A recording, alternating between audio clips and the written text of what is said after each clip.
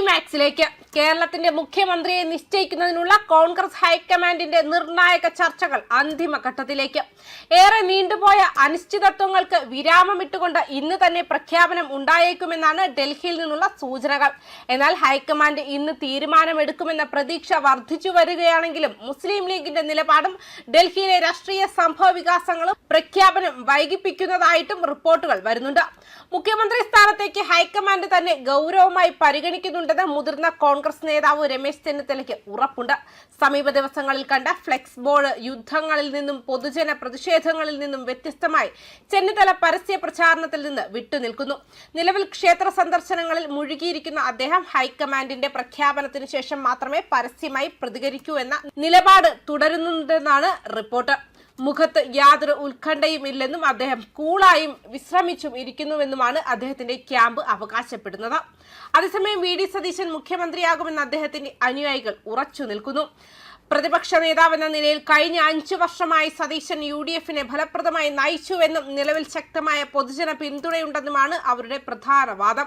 കളമശ്ശേരിയിൽ നിന്നും വിജയിച്ച മുസ്ലിം ലീഗ് നേതാവ് അബ്ദുൽ ഗഫൂറും എറണാകുളം DCC പ്രസിഡന്റ് മുഹമ്മദ് ഷിയാസും ബുധനാഴ്ച രാവിലെ ആലുവയിലെ സതീശനെ അദ്ദേഹത്തിന്റെ വസതിയിൽ സന്ദർശിച്ചു. ഹൈക്കമാൻഡ് വ്യത്യസ്തമായ ഒരു തീരുമാനമെടുക്കാൻ സാധ്യതയില്ലെന്ന് പാർട്ടി പ്രവർത്തകർ വിശ്വസിക്കുന്നുണ്ട്. മുസ്ലിം ലീഗിന്റെ അന്തിമ നിലപാട് കോൺഗ്രസ് കാത്തിരിക്കുന്നതിനാലാണ് പ്രഖ്യാപനം വൈകുന്നതെന്നാണ് സൂചനകൾ. മലപ്പുറത്ത് നടക്കുന്ന ലീഗിന്റെ നിർണായക നേതൃയോഗത്തിന് ശേഷം മാത്രമേ കോൺഗ്രസ് ഹൈക്കമാൻഡ് ഔദ്യോഗികമായി തീരുമാനം പ്രഖ്യാപിക്കൂ എന്ന് പ്രതീക്ഷിക്കുന്നു. ഹൈക്കമാൻഡ് ഇതിനകം തന്നെ ഒരു പേരിലേക്ക് തങ്ങളുടെ തീരുമാനം ചുരുക്കിയിട്ടുണ്ടെന്നും റിപ്പോർട്ടുകൾ സൂചിപ്പിച്ചിരുന്നു. ലീഗിന്റെ അഭിപ്രായം കണക്കിലെടുത്ത ശേഷം കോൺഗ്രസ് പ്രസിഡന്റ് മല്ലികാർജുൻ ഖാർഗെയും രാഹുൽ ഗാന്ധിയും ഇന്ന് കൂടിക്കാഴ്ച നടത്തുമെന്നും പ്രതീക്ഷിക്കുന്നുണ്ട്. അതിനുശേഷം പ്രഖ്യാപനം വന്നേക്കാം. അതേസമയം മുതിർന്ന നേതാവ് സോണിയാഗാന്ധിയെ ചെറിയ ശസ്ത്രക്രിയയ്ക്കായി ഗുരുഗ്രാമിലെ മേദാന്ത ആശുപത്രിയിൽ പ്രവേശിപ്പിച്ചിരുന്നു. രാഹുൽ ഗാന്ധി നിലവിൽ ഡൽഹിയിലുണ്ടെങ്കിലും ഇതുവരെ ആശുപത്രി സന്ദർശിച്ചിട്ടില്ലെന്നാണ് റിപ്പോർട്ടുകൾ. AICC general secretary KC Venugopal ഡൽഹിയിലെ തന്റെ വസതിയിൽ തന്നെ തുടരുന്നു.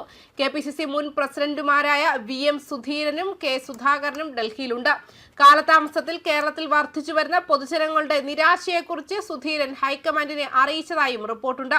അതേസമയം ഷാഫി പറമ്പിൽ, AP അനിൽകുമാർ എന്നിവരുൾപ്പെടെ KC വേണുഗോപാലിനെ പിന്തുണയ്ക്കുന്ന നേതാക്കൾ സോഷ്യൽ മീഡിയയിൽ കടുത്ത സൈബർ ആക്രമണങ്ങൾ നേരിടുന്നുണ്ട്.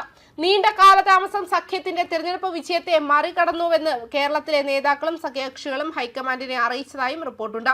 ഇന്ന് ഉച്ചയ്ക്ക് മുൻപ് പ്രഖ്യാപനം ഉണ്ടാകുമെന്ന് പലരും പ്രതീക്ഷിച്ചിരുന്നെങ്കിലും കൃത്യമായ സമയം വ്യക്തമാക്കാൻ AICC വൃത്തങ്ങൾ നിലവിൽ തയ്യാറായിട്ടില്ല. തീരുമാനം ഔദ്യോഗികമായി പ്രഖ്യാപിക്കാൻ AICC general secretary Deepa Das Munshi കേരളത്തിലെത്തിയേക്കുമെന്നും അഭ്യൂഹങ്ങളുണ്ട്. News desk Karma news.